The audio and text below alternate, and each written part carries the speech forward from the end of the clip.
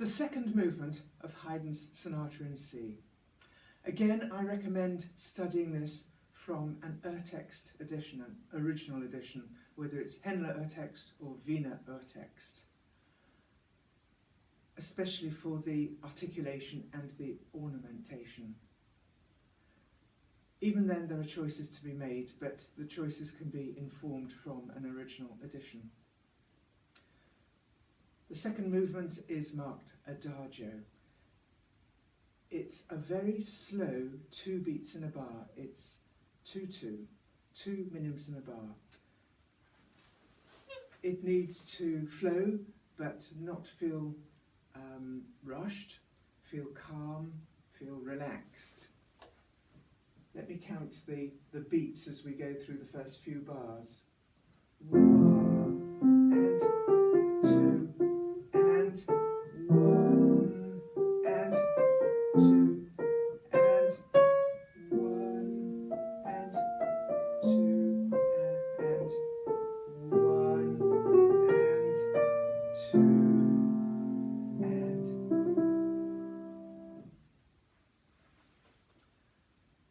It's a slow movement, so the ornaments should not sound rushed.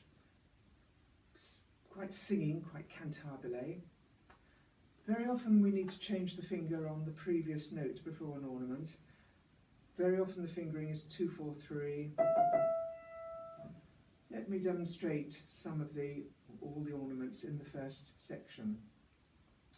If we take bar 3,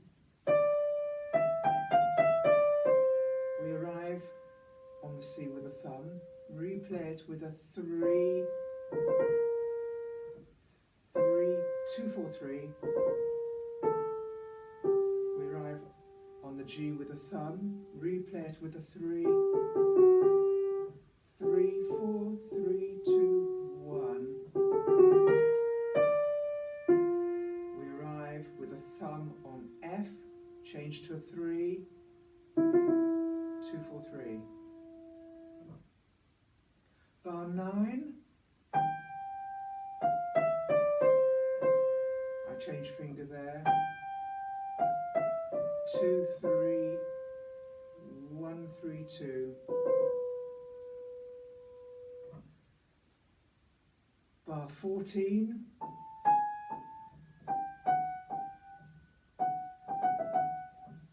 Two, 3, 2, 1, 3, and again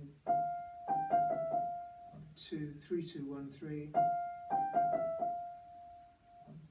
15.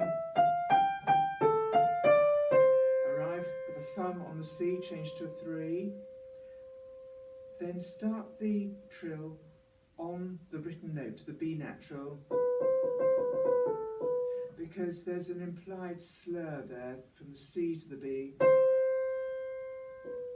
We want to feel that, and if we start on the note above, we lose that slur.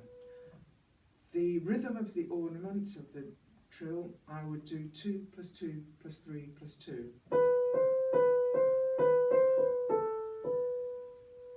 And finger 2, 3, 2, 3, 2, 3, 2, 1, 3.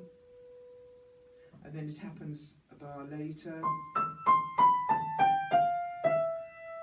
Arrive on the E with a thumb, change it to 3. And then we have the ornament, which again starts on the main note, because we have this pattern, the little melody ends C, E, D, C. And again, at the end of the ornament, 1, 3, 2. Avoid ending with a thumb, because the thumb is our short, stubby little finger. Can be a bit lumpy, we don't want thumb. But if we end up with a 1, 3, 2, we can be more delicate about it. And then bar 17,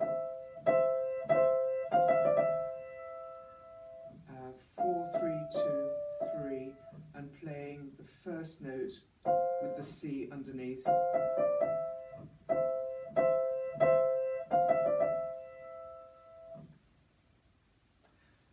these are approximately the ornaments performed by the musicologist and pianist Paul Badura Skoda, and I feel if they're good enough for him, they're good enough for me. Going back to the first section, the first 8 bars, the first subject, thinking about how to play that first chord.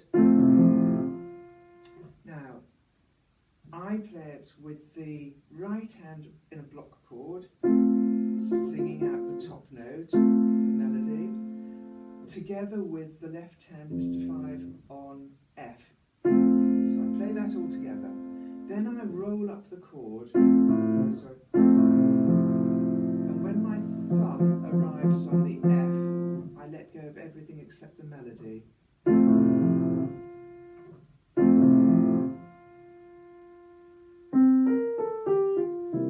Just detached. And I do exactly the same here. I roll the chord, I play the right hand as a block chord, singing the top note, together with the E, the bass note in the left hand, and then I roll up the chord. When I get to the end of the roll, I lift everything except the top note, the melody.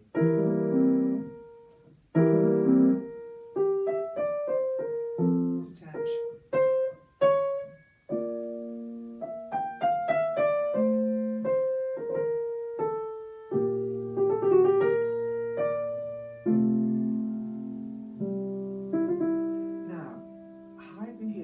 Forte. He writes very few dynamics. At bar 3 he writes a piano, which I feel is a subito piano, a sudden piano there. Bar 5 it's forte.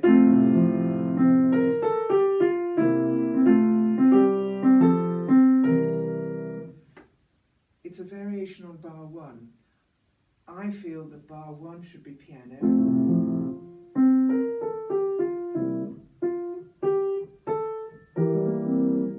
And bar 5, which has this extra in the right hand and this little counter melody in the left hand, which needs to be brought out and moving in contramotion with the right hand at that stage. Forte.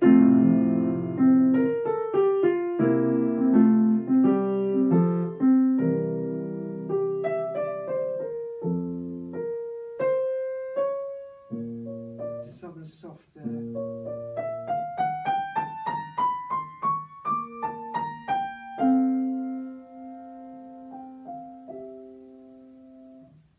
While we're just looking at some dynamics, bar 26, Haydn has written a lovely sforzando on the second quaver, syncopated, and then the next 2 bars we could put in some echoes if we wanted to. Here's the sforzando.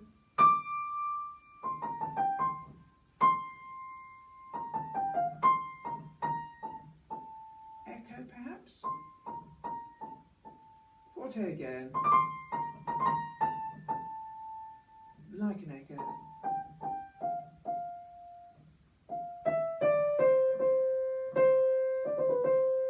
And the fingering I do for that turn is 4, 3, 2, 1.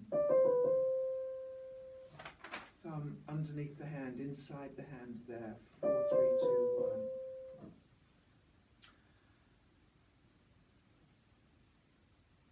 1. Articulation. Now this is all very interesting.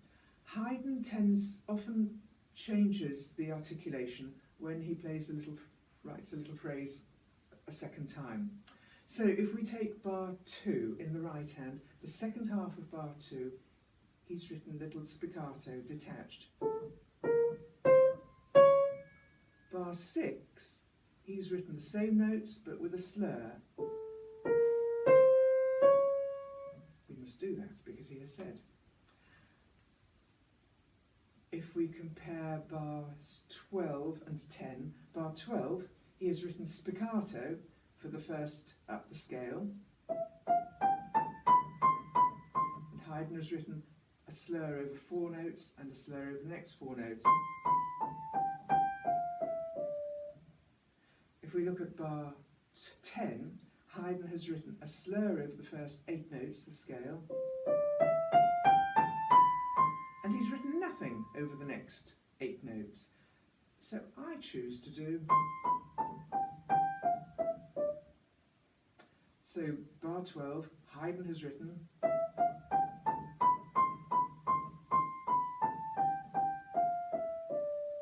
bar 10, Haydn has written. I choose. Let's look at bars 9 and 11. Bar 9, neither of them has any markings at all, just a slur from the first to the second notes. So I choose legato.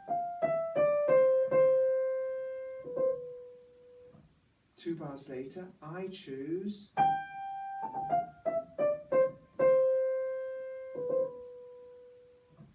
I think we're free to choose where Haydn hasn't specified. If he's written a slur, we must play legato. If he's written dots, we must play it detached. But I think we're free to choose in other places. Bars 17 to 21, the last few bars of the section, we have these thirds. Bar 17, sing out the top notes.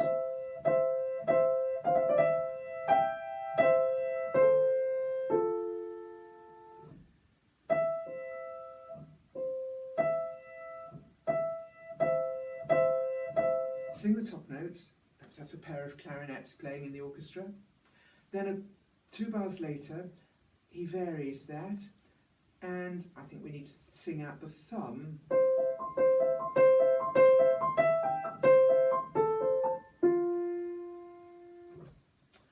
And the in-between bars, bar 18 and then bar 20, he varies the left hand. The notes are the same, or similar. We've got no markings in bar 18, so I play them just slightly detached. And in bar 20, spiccato for the first 2, and then a quaver and a quaver rest. No spiccato for the next.